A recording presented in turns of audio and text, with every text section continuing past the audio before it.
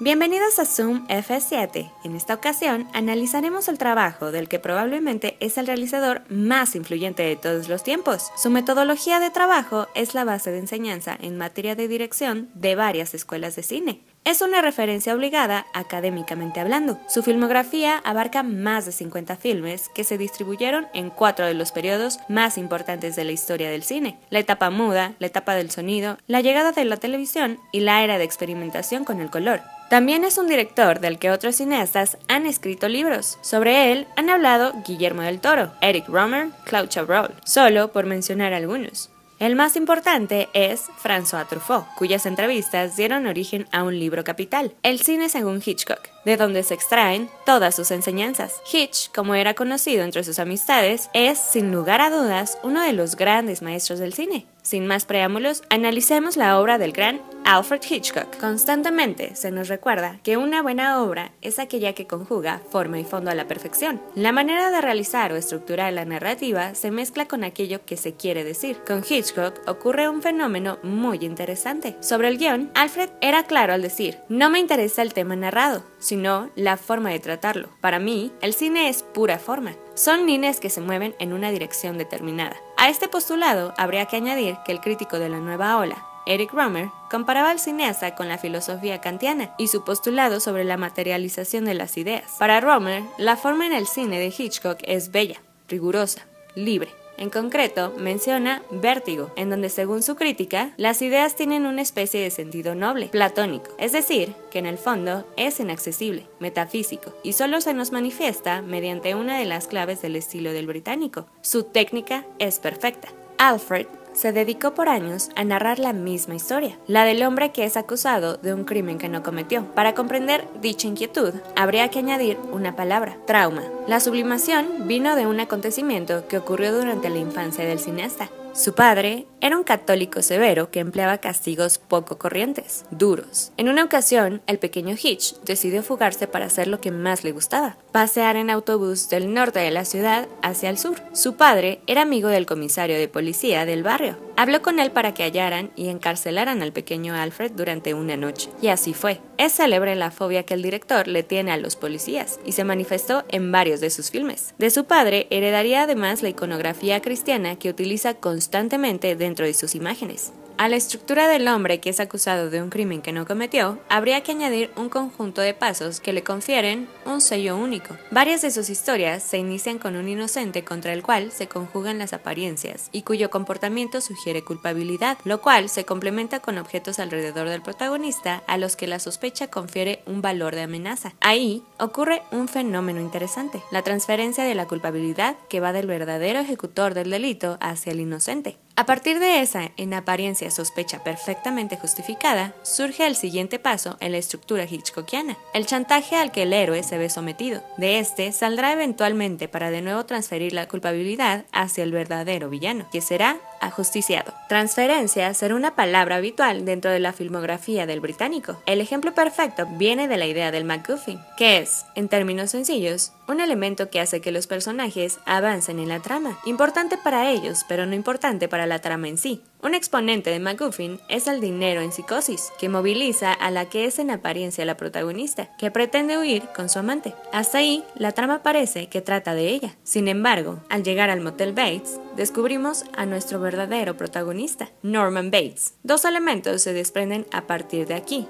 Hitchcock fue un innovador de la técnica, que influyó, ni más ni menos, a toda la nueva ola. Y a partir de su uso magistral del MacGuffin, se desprendió el mote por el que es conocido: maestro del suspenso. Y es que este recurso es comúnmente utilizado para generarlo. Como ya mencionamos antes, a Hitch le interesaba más la forma que el fondo, por lo cual no era un aficionado de escribir sus guiones. Si bien participó en algunos de ellos, prefería limitarse a la coescritura y concentrarse en lo que verdaderamente prefería: el proceso de preproducción. Alfred es mundialmente reconocido por su rigor en la planeación. Su método se enseña actualmente en las escuelas de cine y se caracteriza por ayudar a reducir costos. El mismo Scorsese es uno de sus más acérridos discípulos, ya que, según sus propias palabras, el papel es mucho más barato que los rollos de película. Para comprender el método en el cual, gracias a detallados storyboards, la película está terminada antes de hacerla, habría que viajar a los orígenes del cineasta. Durante su juventud, Alfred se destacó en dos actividades, la matemática y el dibujo. Sus grandes dotes lo llevaron a interesarse por la ingeniería, profesión que abandonaría casi instantáneamente debido a su afición por las artes, que le llevaron a emplearse en una agencia publicitaria en donde se dedicaba a la creación de carteles. Debido a que en aquellos tiempos era muy inquieto, decidió abandonar la agencia para incursionar directamente en la creación cinematográfica. Gracias a su notable talento, fue contratado para realizar títulos e intertítulos de varias películas. Su inquietud lo mantenía cerca del set, en donde miraba trabajar a los directores. Poco a poco fue ascendiendo en la escala piramidal, y fue en 1922 cuando accidentalmente se dio su primera incursión en la silla de director. Durante el rodaje de Always Tell Your Wife, el director enfermó, por lo que Seymour Hicks tuvo que concluir el rodaje. El hombre era malísimo, y Hitchcock acudió con cautela para ayudarle a terminar la cinta. A partir de ahí, se ganó la confianza del productor, y Hitchcock por fin decidió que su camino sería el de la dirección cinematográfica. Su primer filme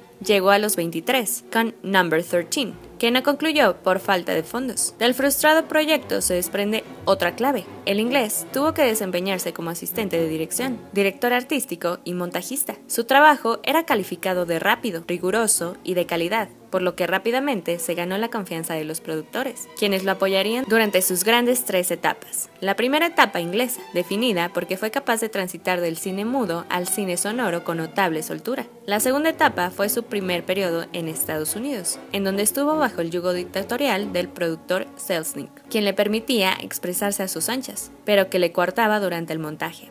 Y su tercera etapa, sin duda la más brillante de todas, la independencia en Estados Unidos. Gracias al poder que había adquirido con el paso de los años y a su éxito en televisión, fue capaz de realizar las historias que quería sin la intervención de absolutamente nadie que no fuera él. Hitchcock se destacó por su notable autocrítica. Jamás admitió sus primeras 3 películas, que se afanó en borrar del mapa. Según él, la primera cinta que se debe tomar en cuenta es The Lodger. Ahí ya se apreciaba su inclinación por el suspenso en un filme que era una variación de la historia de Jack el Destripador, y en el cual ya se notaban varias de las convenciones del autor, entre las que destaca la siguiente. El asesino dentro de la película solo mataba mujeres rubias, y Hitchcock, a lo largo de su filmografía, adquirió fama por utilizar solo rubias como protagonistas de sus historias. El caso más famoso se dio con Tippi Hedren, actriz de la que el británico se enamoró y a la que acosó después del rodaje de Los pájaros. El abuso les llevó a pelearse. El director, ya con el poder que contaba, decidió vetarla por varios años. De su proceso de rodaje se desprenden 3 claves fundamentales.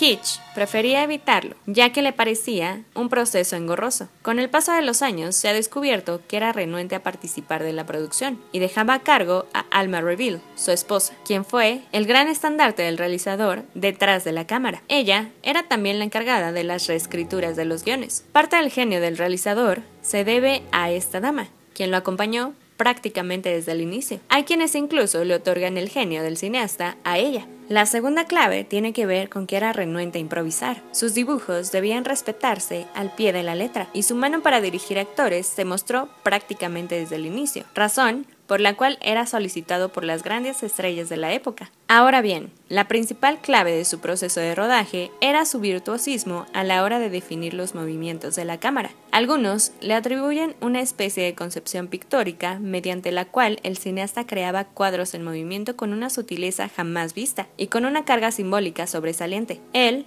movía la cámara como signo inequívoco de las emociones de sus protagonistas. Cuando era estática, como en La ventana indiscreta, refería la propia inmovilidad del personaje creado por James Stewart, a quien recurrió en varias ocasiones. El método fue copiado por Del Toro, quien alega que el mejor director de la historia moviendo la cámara es nada más y nada menos que Hitch, quien otorgó dichos movimientos de subtextos que aún hoy se siguen interpretando. Romer, el crítico francés, coloca el tríptico conformado por Vértigo, La ventana indiscreta y El hombre que sabía demasiado como la obra cumbre del inglés. En él se aprecia otra de sus características, la importancia de la arquitectura y su abundancia como constructora no solo de decorados, sino también de sentido.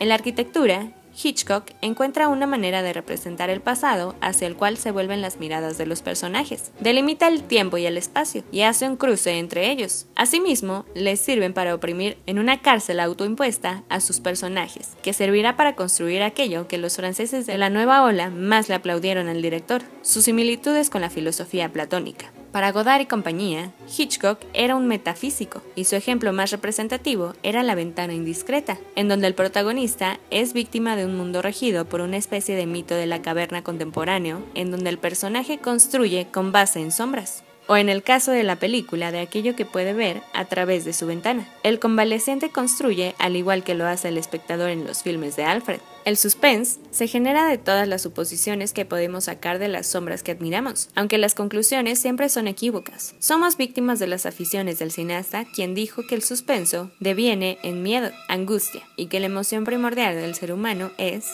ni más ni menos, que el miedo. Finalmente, fue él un innovador técnico en toda la extensión de la palabra. Introdujo, entre otras cosas, la pantalla azul para recrear fondos, y más importante aún, se alió con el genio del diseño, Saul Bass, para incorporar las secuencias de créditos animadas, que podrían ser en apariencia poco importantes, pero que a nivel semiológico adquieren una relevancia inusitada, ya que introducen al público desde el primer minuto a la ficción que verá. De manera inconsciente, el director encontró que mediante los créditos podía introducir al espectador a su mundo. Ahora es común mirar créditos especializados para cada filme. En aquellos días fue un movimiento audaz. El mejor ejemplo, los créditos de Vértigo. Confusión y conjunción de la línea y el círculo manifiestan en la psique del protagonista. Si quieren ahondar más en la obra del cineasta, les recomendamos el libro El cine según Hitchcock. ¿Cuáles son sus películas favoritas del realizador? ¿A qué otro cineasta te gustaría que analizáramos? Muchas gracias por acompañarnos en cada uno de nuestros videos. Ya llegamos a 2000 suscriptores y próximamente les traeremos más contenidos, más análisis, críticas, claves para entender los estilos de directores y fotógrafos, así como sesiones de preguntas y respuestas con personalidades que se dedican al quehacer cinematográfico. Así que no olviden suscribirse, compartir, comentar, regalarnos un like y para más información sobre cine y fotografía, visitar zoomf7.net. Hasta la próxima.